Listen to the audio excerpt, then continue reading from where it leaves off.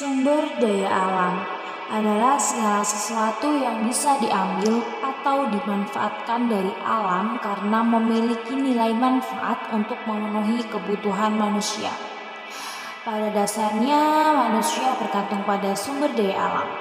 Pemakaian terus-menerus tanpa disadari akan membuatnya berkurang, rusak, atau bahkan habis.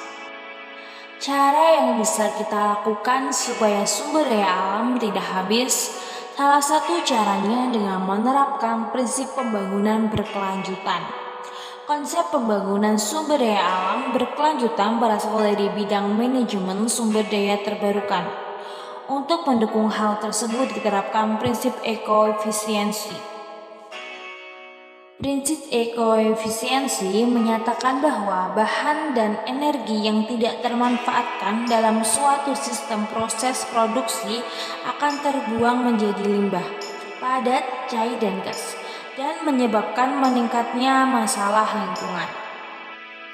Pengelolaan sumber daya alam dengan prinsip ekoefisiensi yang pertama sumber daya air, yang kedua sumber daya laut dan perikanan, yang ketiga sumber daya tambang, yang keempat pengelolaan limbah, yang kelima pengelolaan sumber hukum.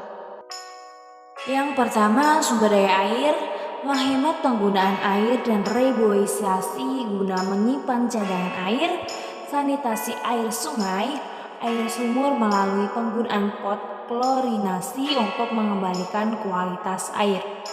Yang kedua, sumber daya laut dan perikanan, mengatasi overfishing atau membatasi jumlah tangkapan, mengatur waktu tangkap, dan melestarikan pantai atau melarang pemakaian bahan peledak dan bahan kimia untuk mengambil ikan. Yang ketiga, sumber daya tambang, melakukan penghematan pemakaian bahan-bahan tambang dan mencari bahan pengganti yang sama kegunaannya dengan bahan tambang tersebut. Yang keempat, pengelolaan limbah. Langkah yang bisa kita lakukan untuk mengelola limbah rumah tangga yaitu yang pertama, memilih sampah. Kita bisa menyiapkan tempat untuk sampah organik dan sampah anorganik agar tak bercampur. Yang kedua, memanfaatkan sampah organik misalnya menjadi pupuk kompas untuk berkebun. Yang ketiga, mengolah sampah anorganik misalnya plastik bekas menjadi bunga hias, botol bekas menjadi tempat pensil.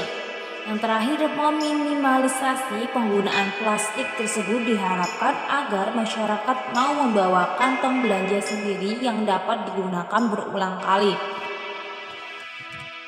Yang kelima, pengelolaan sumber hutan.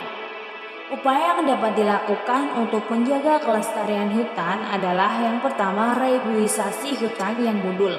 Yang kedua, menerapkan sistem tebang pilih. Yang ketiga, menerapkan sanksi berat bagi mereka yang melanggar pengelolaan hutan.